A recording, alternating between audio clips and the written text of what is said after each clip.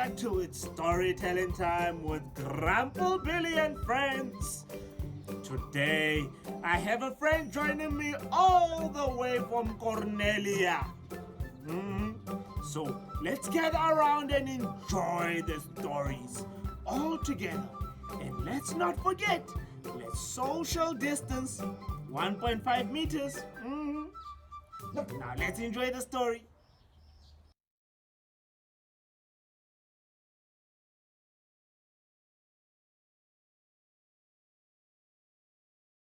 Thank you, Grumple Billy. Hello, I'm Uncle Albert, and the book that we're going to read today is titled The Bear, and it is written by John Skinner. Wow, do you know what is your favorite animal? Do you know what your favorite animal is? Where it stays?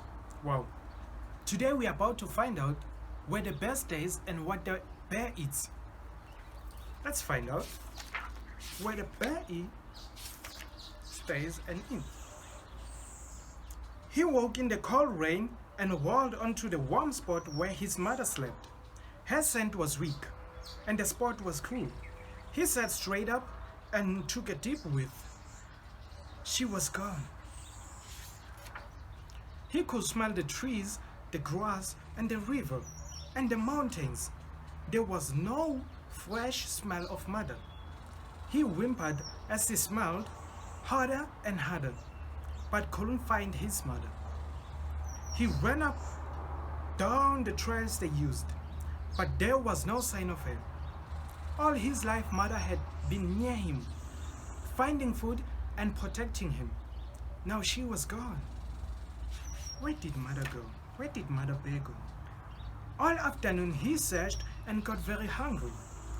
He stopped to nibble at some berries, but they were green and sour. He tried to dig up some boughs. A lemming bit him on the nose. It had so much that he turned and ran down the hillside. There is the bear running down the hillside. Ouch, poor bear. He found a trail in the deep moss of the spruce forest and followed it, fearfully without his mother. He had never been here before. A mother moose charged from behind some boulders and chased him away, back into the dark woods. He did not know where he was. Alone, he curled up and went to sleep. There is the mother moose chasing the bear. There the bear goes. Oh, poor bear. The next morning, he found another trail and followed it. He snuffled and whimpered and walked for days over mountains and snowfields and valleys of ash where nothing grew and there was nothing to eat.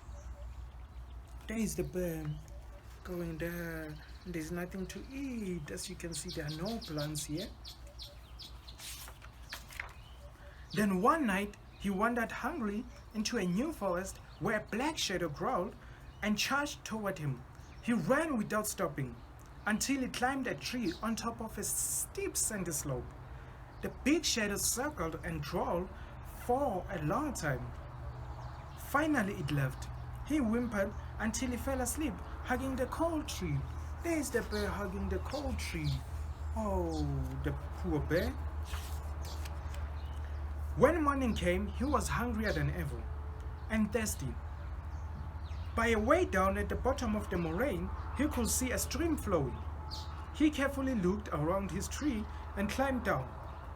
Then he ran and slipped and tumbled down the steep shifting sands right into the icy water. There is the bear falling into the icy water. Oh, poor bear, you're suffering. The water was cold, but it smelled good. It was full of fish, and he saw their backs in the shallows. Big, bright red fat salmon. They swam by dozens and dozens, filled with pool scallop. He charged after the nearest one, but it got away easily. He ran up after all of them until the water was foamy and he was tired, but he couldn't catch even one. There is the bear charging towards the salmons. Oh, poor bear, trying to find something to eat. He put his face underwater and tried to sneak upon them. He sneaked faster and faster until he was like a moving wave, and he got hungrier. The sun was high in the sky when he climbed a rock in the middle of the stream and saw one last fish. There is the one last fish the bear saw. One last fish. He stood on his hind legs and let out an angry, hungry, tired roar, and jumped through the air onto it. Now he knew how to fish. For weeks, more fish came upstream and he caught as many as he wanted. He grew bigger and stronger, and his roar got deeper and deeper as he grew. He chased seagulls and even eagles from his pool. There is the bear now.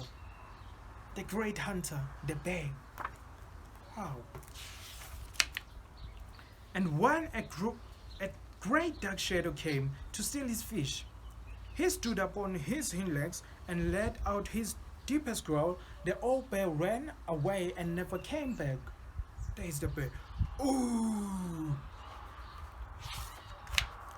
When the salmon stopped coming, he ate ripe berries that covered the hillsides. He had long forgotten his mother, but he was bigger and fatter and fiercer than ever, ready for winter and anything else. There is the fatter bear and the fierce bear. Wow. The bear now knows how to hunt. And that's the end of our story. Thank you. Thank you, Albert, for that wonderful story. That's it for today, Munchkins. Join us next time right here on It's Storytelling Time with Grumple Billy and friends. And don't forget to keep your distance, wear your mask, wash your hands, sanitize, and be safe.